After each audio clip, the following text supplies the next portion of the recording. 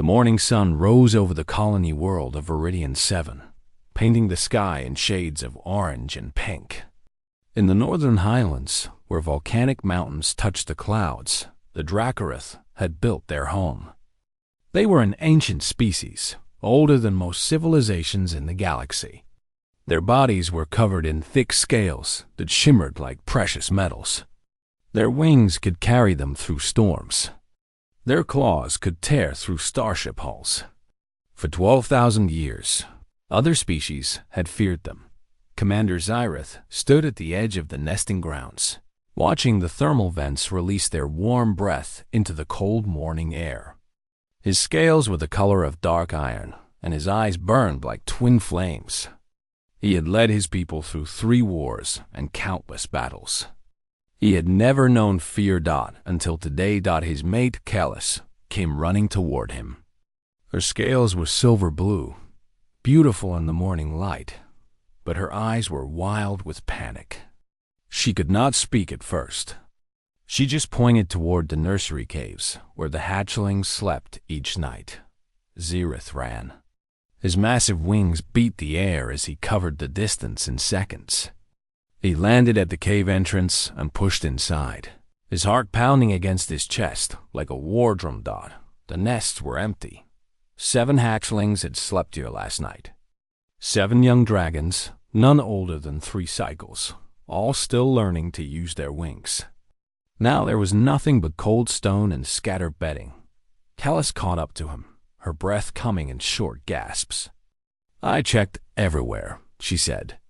"The feeding grounds, the practice cliffs, the hot springs.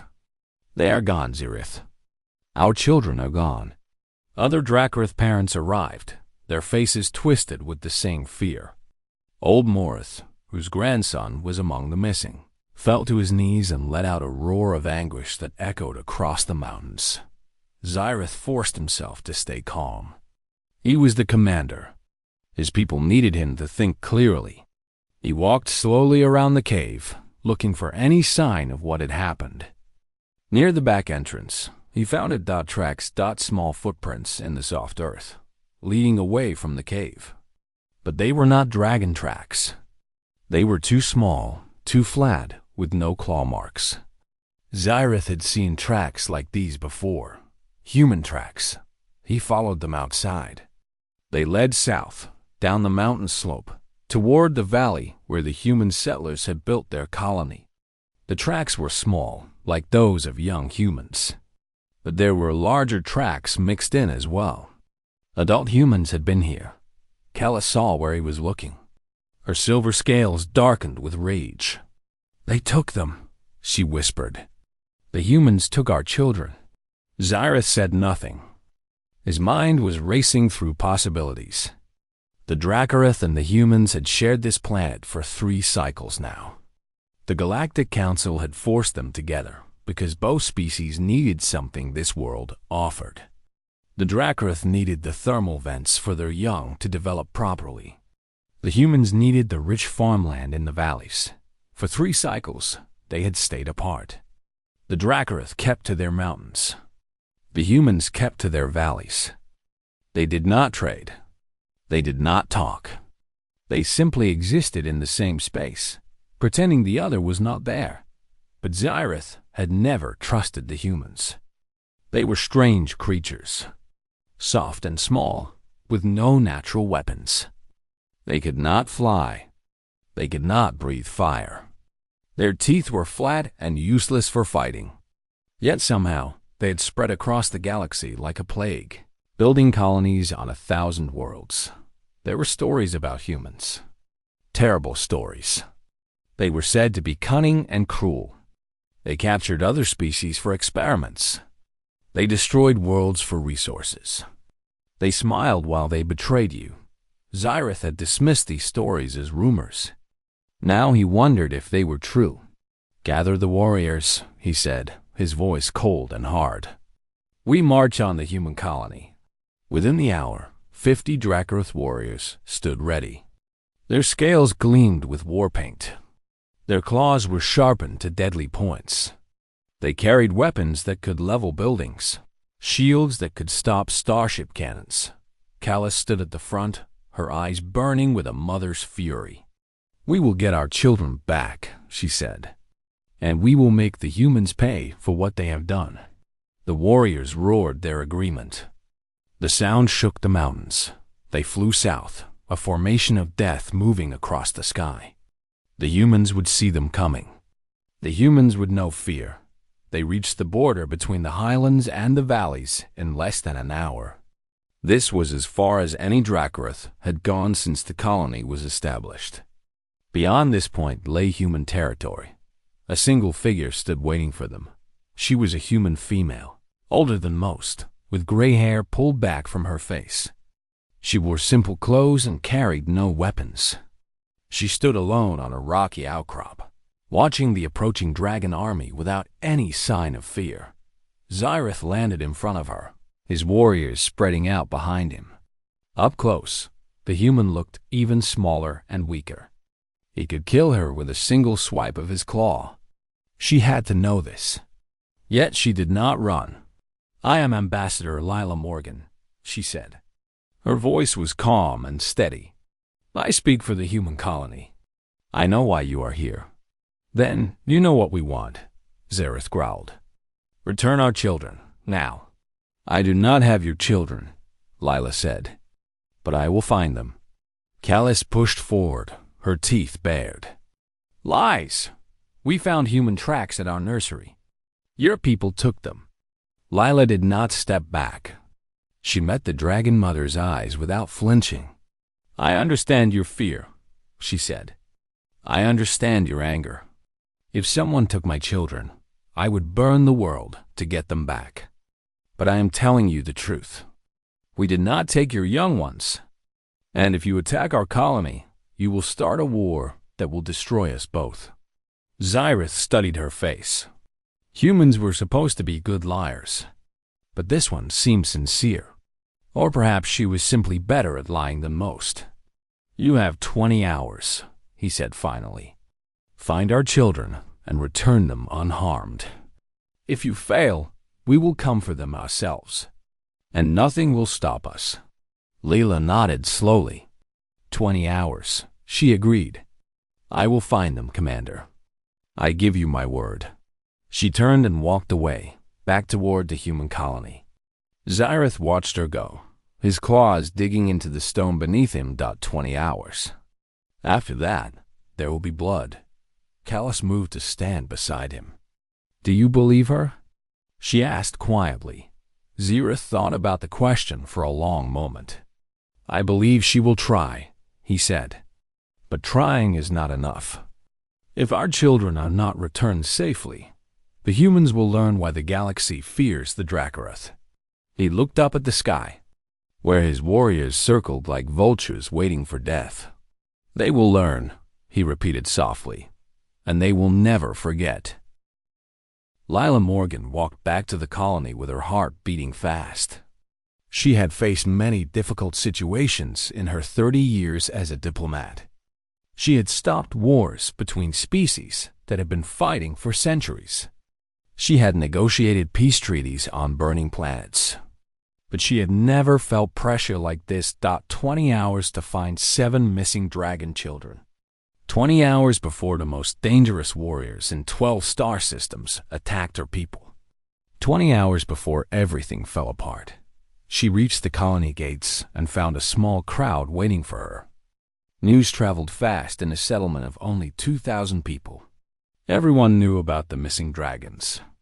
Everyone knew about the army waiting at the border. "What do we do?" asked old Pete Carter, who ran the supply depot. His face was pale with fear. "We find them," Lila said simply. "That is the only thing we can do." She pushed through the crowd and headed for the education center. If anyone knew where children might go on this planet, it would be Jake Holloway. He had been the colony's education coordinator for 5 years. He knew every child in the settlement. More importantly, he knew every place those children liked to explore. Jake was already waiting for her when she arrived. He was a tall man in his early 40s, with kind eyes and hands that were always busy with something.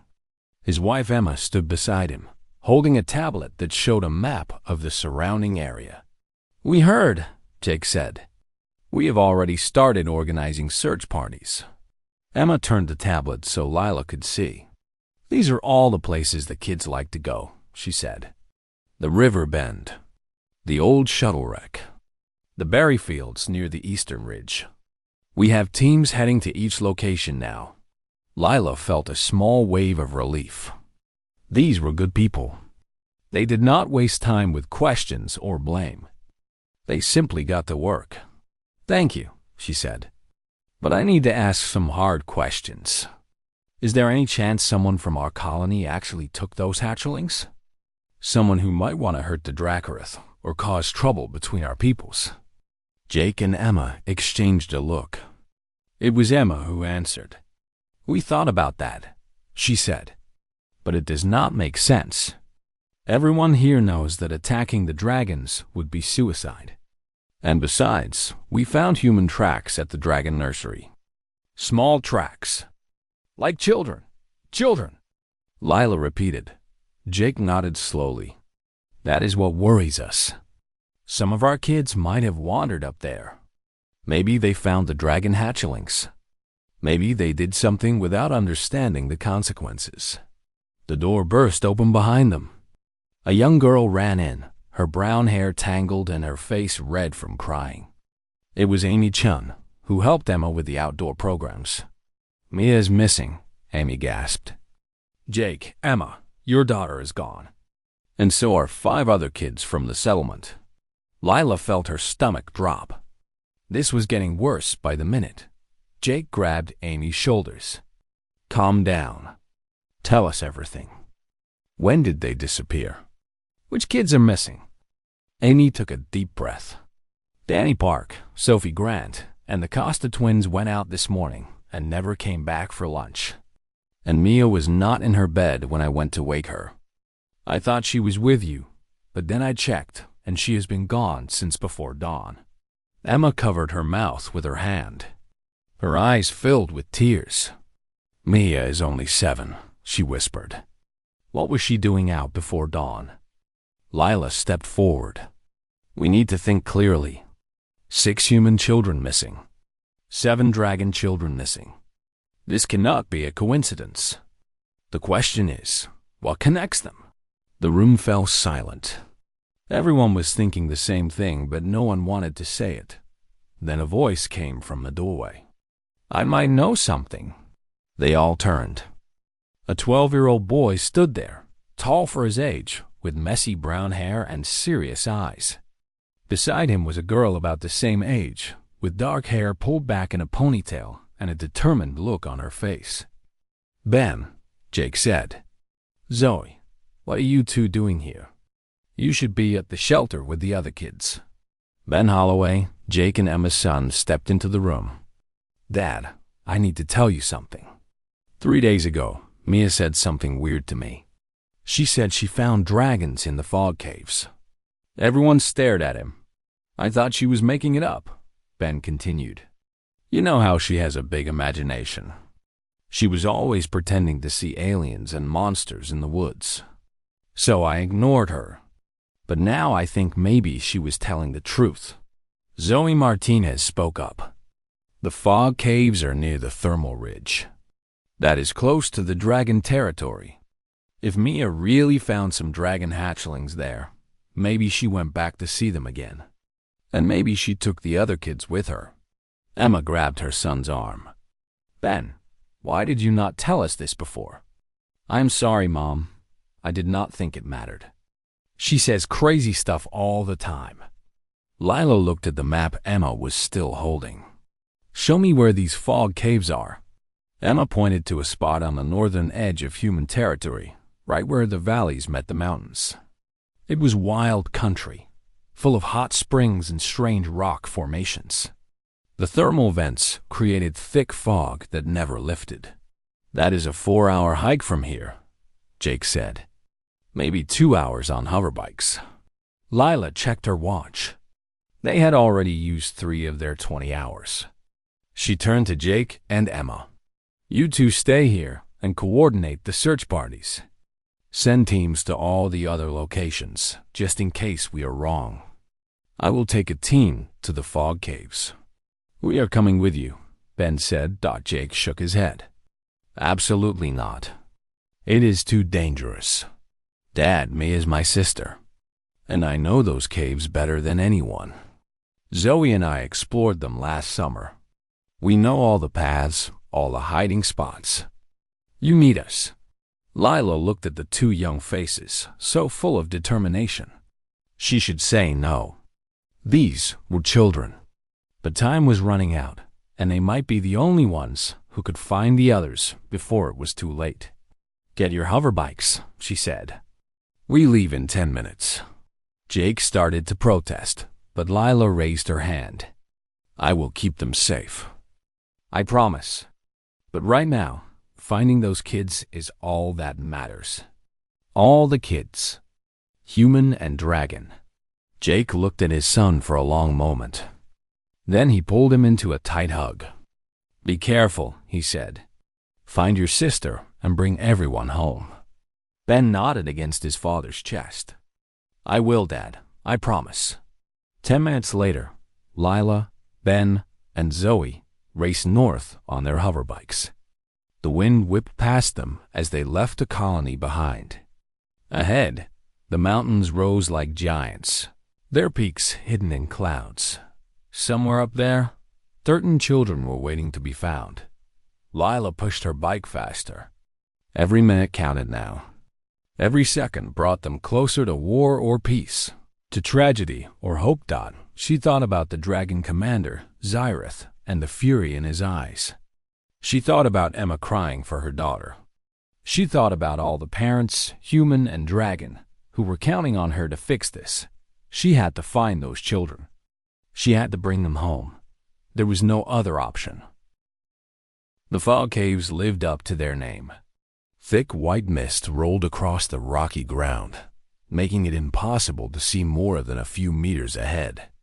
The air was warm and wet, heated by the thermal vents that dotted this part of the mountains. Strange sounds echoed off the stone walls. Water dripping and steam hissing. Ben led the way, his hoverbike moving slowly through the difficult terrain. Zoe followed close behind, and Lila brought up the rear. They had left their bikes at the cave entrance and continued on foot, using flashlights to cut through the gloom. Mia talked about a big cave, Ben said quietly. She said it had glowing walls. That must be the main chamber. It is about half a kilometer inside. They walked in silence, their footsteps echoing in the darkness. Lila kept checking her watch. 14 hours left. The weight of time pressed down on her like a physical force. Then she heard something at first. She thought it was just another cave sound, water or wind or shifting rock. But as they moved deeper, the sound became clearer. It was laughter. Not just human laughter, but something else mixed in. A deep, rumbling sound, like stones tumbling down a happy hill. Ben stopped. His eyes went wide. Do you hear that? They moved faster now, following the sound through twisting passages. The laughter grew louder, punctuated by shouts and what sounded like cheering. Lila's heart was pounding. She did not know what they would find, but at least someone was alive up ahead. They turned a final corner and stopped. The main chamber opened before them, vast and beautiful. The walls were covered in bioluminescent moss that glowed in shades of blue and green. The ceiling rose so high it disappeared into darkness. Thermal vents pumped warm air into the space, creating a comfortable temperature despite the cave's depth. And there, in the center of it all, was a sight that made Lila forget to breathe. 6 human children and 7 dragon hatchlings were playing together.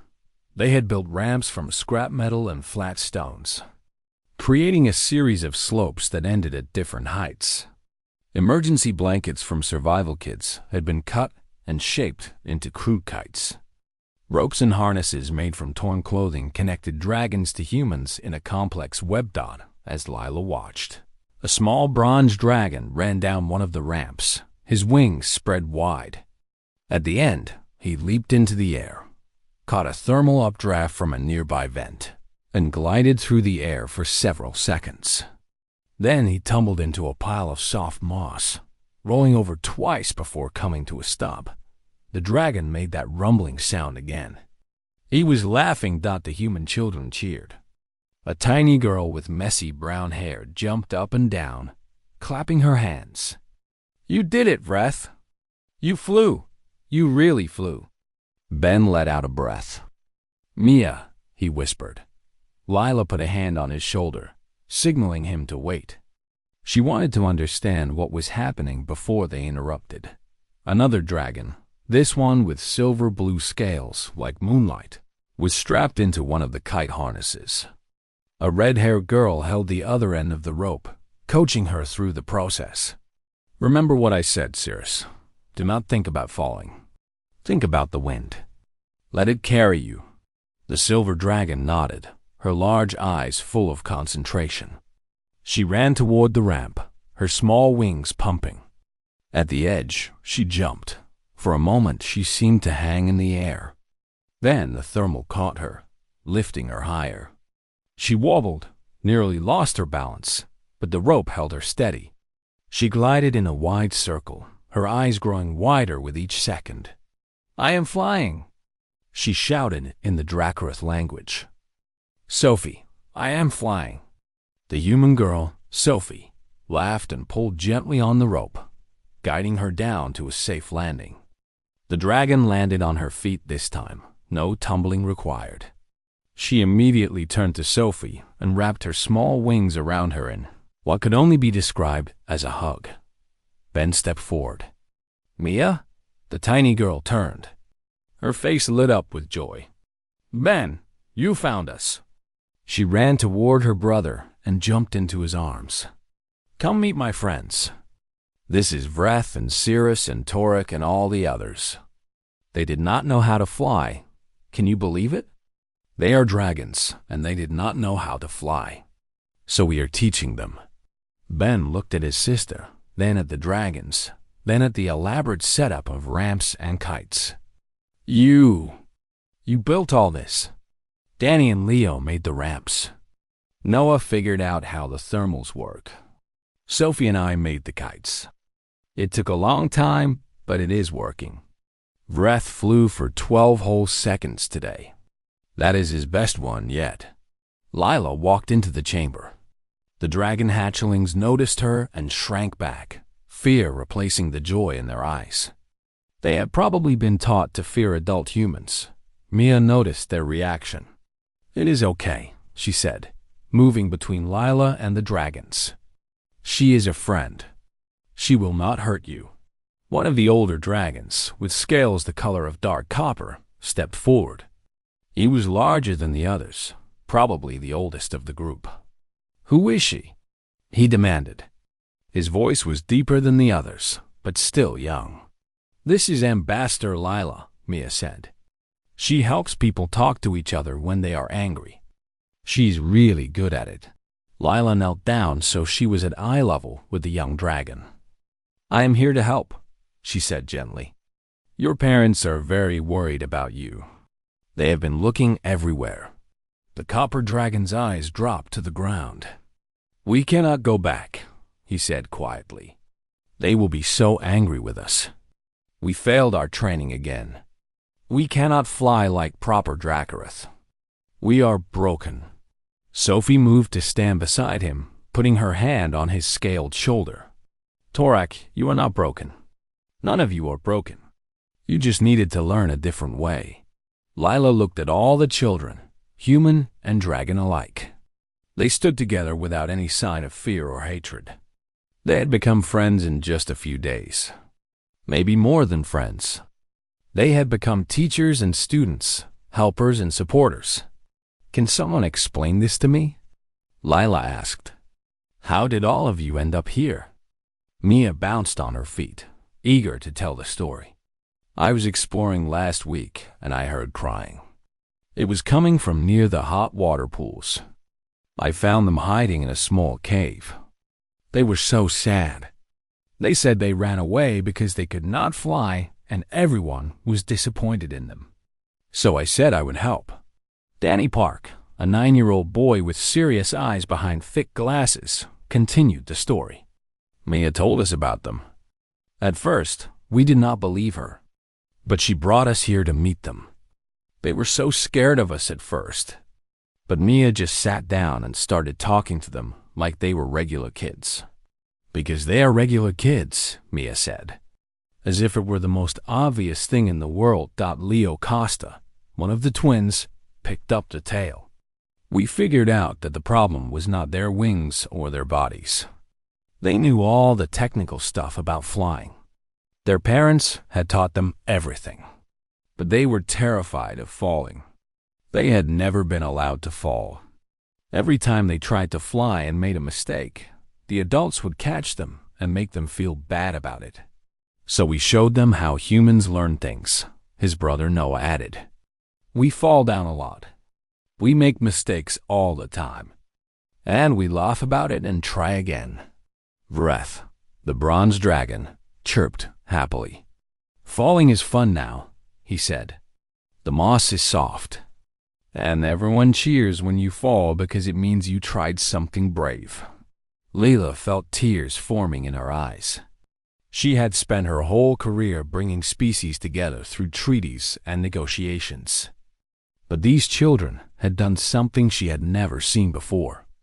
They had built a bridge of pure kindness, without any politics or calculations. Your parents miss you very much, she said to the dragon hatchlings. They thought something bad had happened to you. They were ready to go to war to get you back. Cirrus, the silver dragon, trembled. Will they be angry? Lila thought about Callus, the dragon mother, and the fear in her eyes. She thought about Xyrith and his threat of destruction. Then she looked at these children, all of them, standing together in the glow of the luminescent moss. I think, she said slowly, that when they see what you have accomplished here, they will not be angry. I think they will be proud. She stood up and pulled out her communicator. Zoe, contact your parents. Tell them we found everyone. And tell them to bring the Dracareth. Zoe nodded and stepped away to make the call. Mia tugged on Lila's sleeve.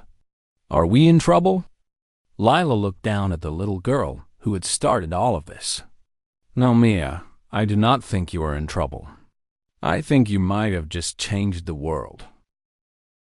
The negotiations took 3 hours. Lila had to use every skill she had learned in 30 years as a diplomat. The Dracareth wanted to come to the cave with their full army. The humans were terrified that any wrong move would trigger a massacre. Everyone was scared and angry and confused. In the end, Lila convinced both sides to send only the parents of the missing children. No weapons, no warriors, just mothers and fathers who wanted their kids back. Jake and Emma Holloway arrived first, along with the parents of the other human children. They rushed into the cave, calling for their sons and daughters. The reunions were tearful and loud, full of hugging and scolding and more hugging. Then the Dracareth came. Xyrith led the way, his iron scales dull in the cave's strange light. Callus walked beside him, her silver-blue coloring marking her as Cirrus's mother. Behind them came 5 other dragon parents, their faces tight with worry and barely controlled fear. The moment they entered the main chamber, everything stopped. The human children stepped back, unsure of what to do. The dragon hatchlings froze in place, their eyes wide with terror. For a long moment, no one moved or spoke. Then Cirrus, the silver hatchling, stepped forward on shaking legs. Mother, she said, her voice barely above a whisper. Father, I am sorry. Please do not be angry. Callus stared at her daughter. Her eyes moved from the small dragon to the ramps and kites behind her, taking in the entire strange scene.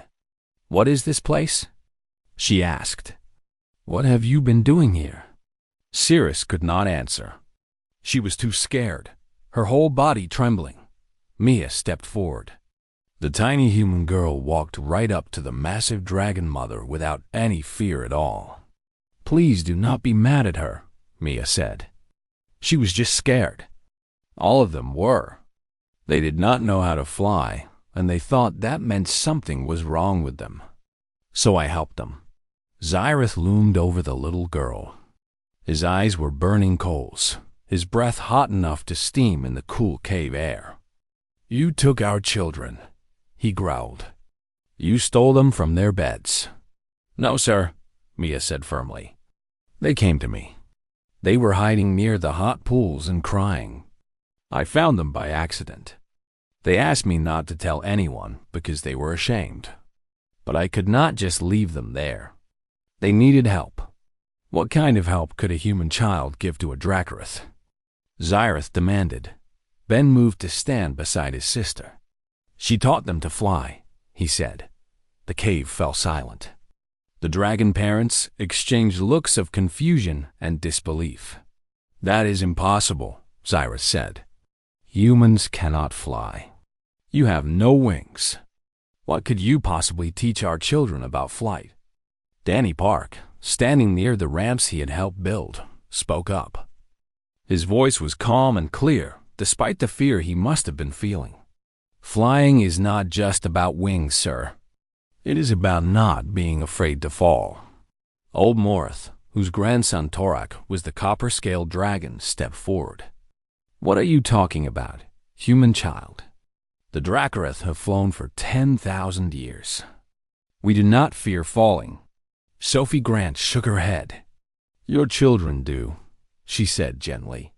"They told us about their training. Every time they made a mistake, the adults caught them. Every time they fell, they were told they had failed. They were never allowed to crash and get back up. They were never allowed to laugh at their own mistakes, because mistakes in flight can be deadly," Kellis said. "We protect them so they do not get hurt." "But you scared them," Leo Costa said. "They became so afraid of making mistakes that they could not try anything new. They froze up every time they tried to fly. Their bodies knew what to do, but their minds were too scared to let them." Noah, Leo's twin, pointed at the ramps and kites. "So we taught them a different way. We made it safe to fall. We made it fun to crash. We cheered for them every time they tried, even when they failed. Especially when they failed." Breth, the bronze hatchling, suddenly ran toward the largest ramp. "Watch me, father." He shouted Dot before anyone could stop him. He sprinted down the ramp, spread his wings, and leaped into the air.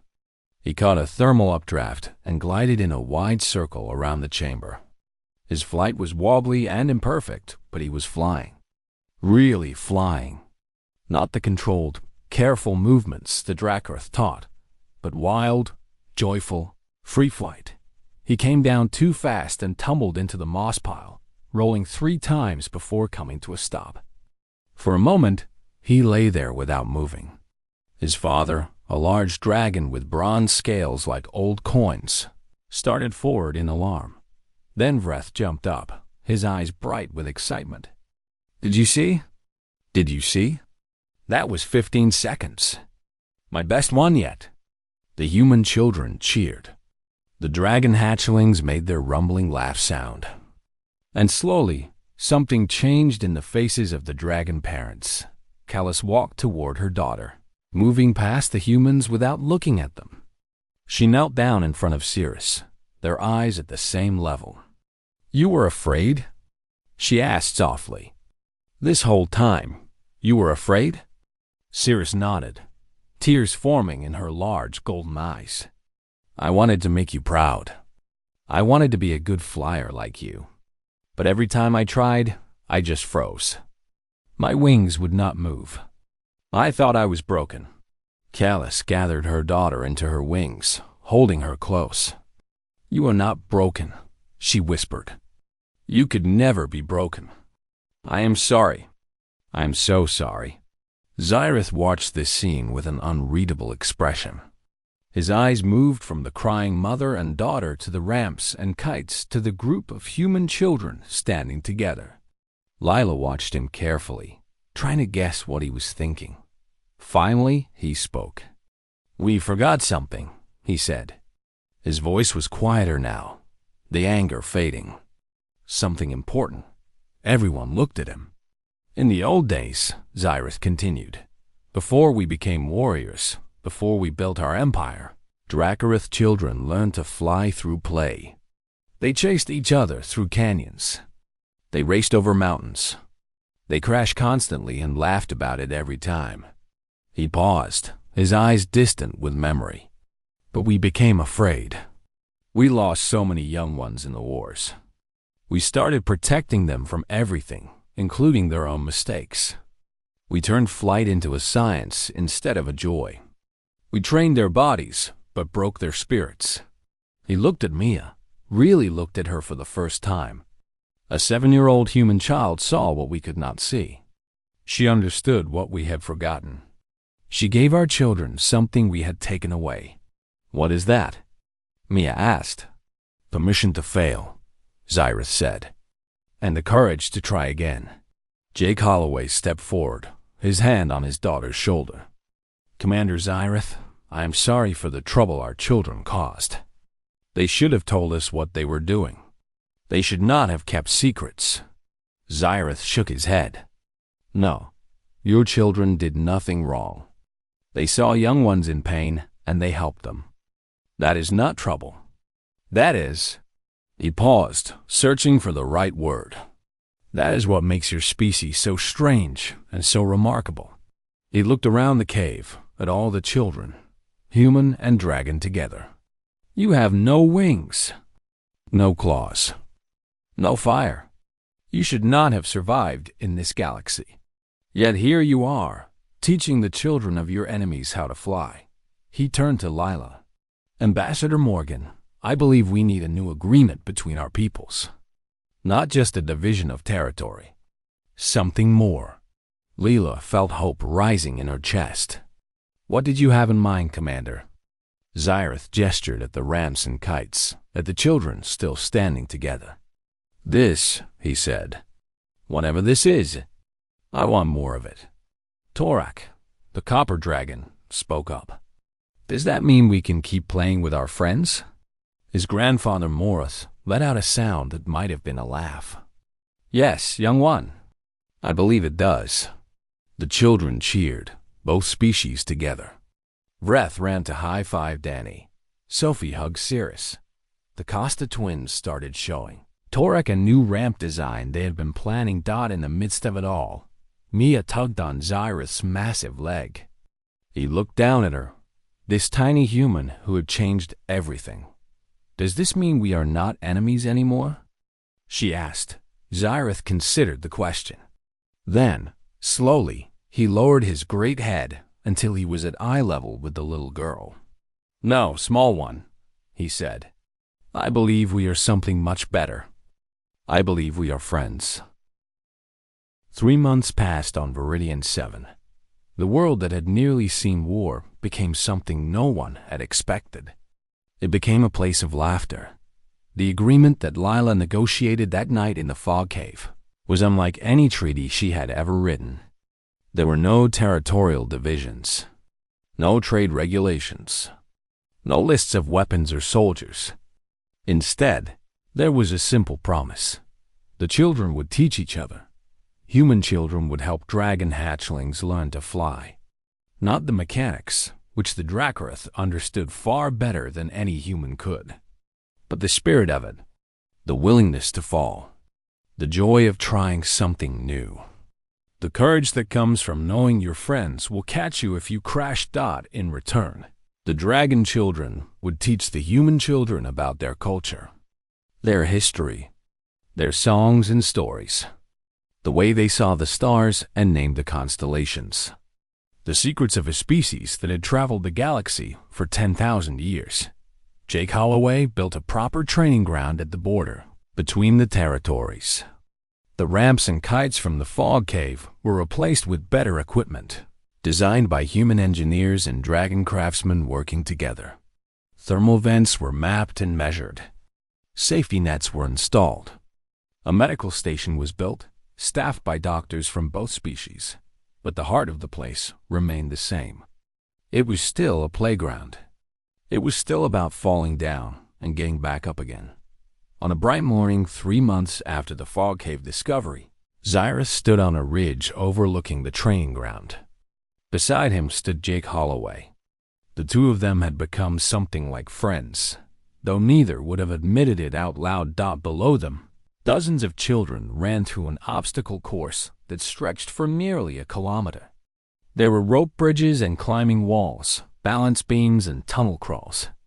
Human and dragon children moved through it together, helping each other, cheering each other on. "Your daughter is a natural leader," Cyrus said, watching Mia direct a group of younger children through a tricky section. Jake smiled. "She gets it from her mother. Emma was always the one who could make people listen. I just stood around looking confused." Cyrus made that rumbling laugh sound. 3 months ago, Jake had not even known dragons could laugh. Now he heard it every day. "My people have a saying," Cyrus said. "The strongest warrior is the one who never has to fight." "We have a similar one," Jake replied. "The pen is mightier than the sword." Cyrus tilted his massive head. "What is a pen?" "A tool for writing. It is like... well, it is hard to explain. The point is that words and ideas are more powerful than weapons." "Ah," Cyrus nodded slowly. "Your species does love your words. You talk constantly. About everything. Even things that do not matter." Jake laughed. "That is probably true." They watched in comfortable silence as the children completed the course. A horn sounded, signaling the start of the next activity.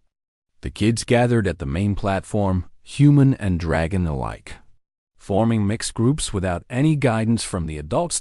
Then the real show began. Vreth, the bronze dragon who had struggled so much 3 months ago, walked to the edge of the highest launch platform. He was bigger now, his wings stronger, his scales brighter. But more importantly, he stood with confidence. The fear that had frozen him before was gone. He spread his wings and jumped. He did not glide this time. He flew, really flew, with powerful wing beats that sent him climbing higher into the sky. He caught a thermal and spiraled upward, performing a complicated rolling maneuver that made the crowd below gasp. But he was not finished. He dove back toward the platform and grabbed something from one of the handlers. Then he climbed again, higher than before, until he was just a bronze dot against the blue sky. Jake squinted, trying to see what was happening.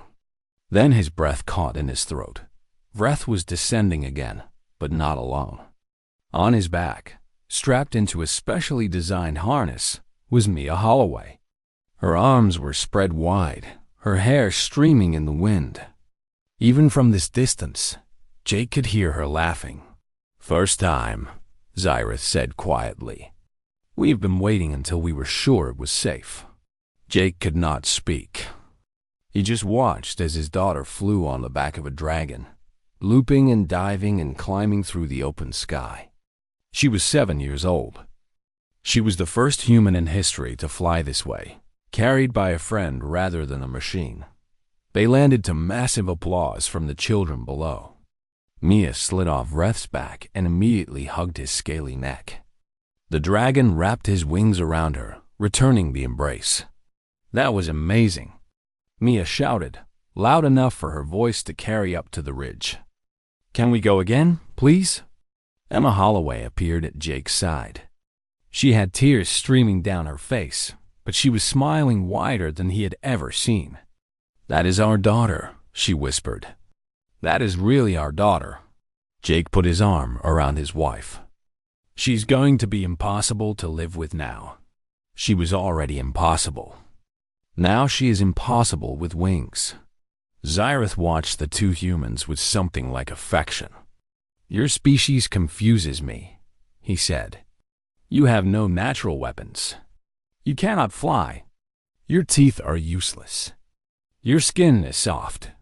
By all logic, you should have died out long ago. Jake looked at him. And yet? And yet, you survived. You spread across the galaxy. You built civilizations and explored stars and made friends with species that could destroy you without trying. Xyrith shook his head slowly. How? How did you do it? Jake thought about the question.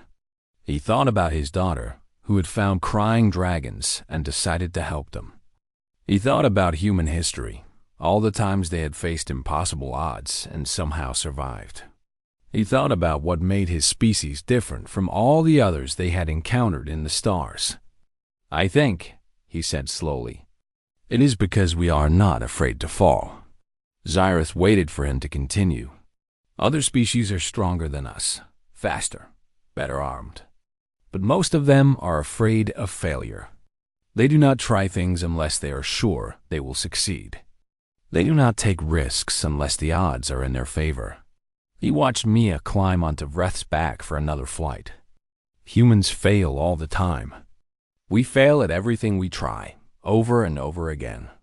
But we do not let it stop us. We fall down, we get back up, and we try again. We make mistakes and laugh about them. We crash and burn and then build something new from the ashes. That sounds exhausting, Xyrith said. It is, Jake admitted. But it is also how we learn. It is how we grow. It is how a 7-year-old girl can teach the mightiest warriors in the galaxy something they had forgotten.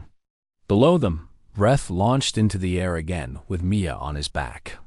This time, they were joined by other pairs. Dragon and human children, rising together into the morning sky. Their laughter filled the air like music. We taught them to fall first, Jake said, watching his daughter touch the clouds. The flying part they figured out on their own. Xyrith was quiet for a long moment. Then he made that rumbling sound again, the laugh that Jake had come to recognize as genuine joy. Perhaps your people could teach us that as well, the dragon commander said. The falling part, the getting back up, the laughing at our mistakes. Jake grinned. Commander, I think that can be arranged. Above them, the children flew, human and dragon together, carrying each other toward the sun. The war that had been coming was forgotten. The hatred that had been building was gone. In its place was something new. Something that had never existed before in this galaxy. Friendship. Real friendship. Built not on treaties or trade or mutual fear, but on play and laughter and the simple act of helping someone learn to fly. Lila Morgan stood at the edge of the training ground, watching it all with tears in her eyes. She had spent 30 years preventing wars. She had saved millions of lives through careful diplomacy. But she had never created peace. Real peace. The kind that comes from children playing together, from falling down and getting back up, from teaching each other to reach for the sky. A little girl had done what armies and ambassadors could not. And as Lila watched Mia Holloway soar through the clouds on the back of a dragon, laughing with pure joy, she knew that this was only the beginning. Other species would hear about Viridian 7. They would come to see the dragons and humans playing together. They would see children who should have been enemies becoming friends. And maybe, just maybe, they would learn the lesson that a 7-year-old human had taught to a species that had forgotten it. The greatest strength is not found in claws or wings or fire. It is found in the courage to fall, the grace to laugh about it, and the determination to get back up and try again. That is what it means to be human. That is why. In a galaxy full of monsters, the soft and small and wingless ones always find a way to fly.